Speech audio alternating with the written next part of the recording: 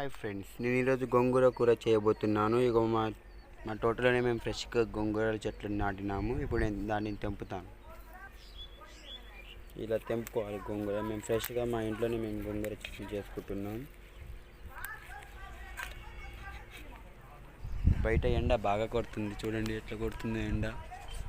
ఎండలో మధ్యాహ్నం గోంగూర చట్నీ చేయాలని చూడండి. మొత్తం అయితే ఇన్ని గోంగూర ఆకులు తెంపుకున్నాము. మా చెట్టు చూడండి ఎట్లా అయిపోయింది నేను తెంపగానే. ఈ గోంగూర ఆకులను అయితే ఫ్రెష్గా కడుక్కోవాలి. ఇట్లా అన్ని తిప్పి కడుక్కోవాలి, ఎందుకంటే చెట్ల మీద పురుగులు ఉంటాయి కాబట్టి. ఆకులు కడిగి పెట్టుకున్న తర్వాత 3 లేదా 4 టమాటాలు, ఉల్లిగడ్డలు, మిరపకాయ, ఎల్లుల్లిపాయలు అవన్నీ తీసుకొని కోసుకొని పెట్టుకోవాలి. ఎల్లిపాయలు కోసుకోవాలి, టమాటాలు కోసుకోవాలి. ఇగో మిరపకాయ ప్లస్ ఎల్లుల్లిపాయలు 2 మిక్స్ చేసుకోవాలి.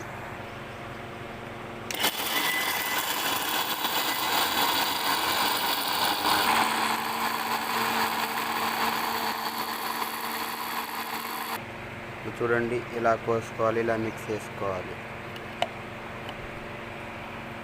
ఇలా గ్యాస్ ఆన్ చేసుకోవాలి, దాని మీద పెట్టుకోవాలి.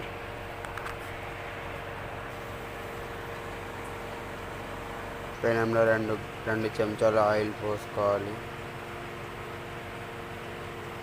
ఇది బాగా మగ్గనివ్వాలి. దాంతోపాటు మనం కట్ చేసుకున్న ఆనియన్స్ వేసుకోవాలి.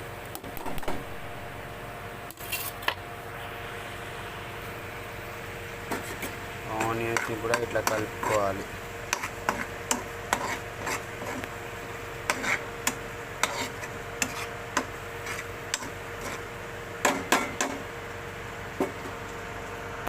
మంచిగా మొగ్గితే అంత మంచి టేస్ట్ వస్తుంది.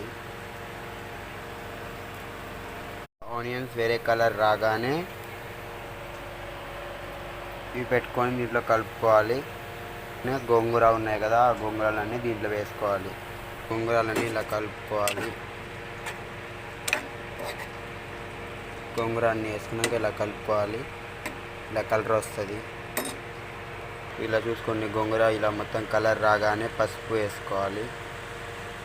ఇలా చూసుకోండి, ఇలా పసుపు వేసుకోవాలి. ఇలా మిక్స్ చేసుకోవాలి.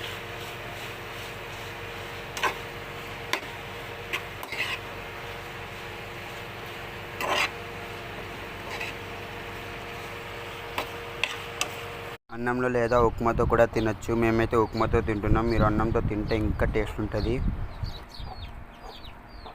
ఎంత టేస్టీగా ఉందో. Bye bye.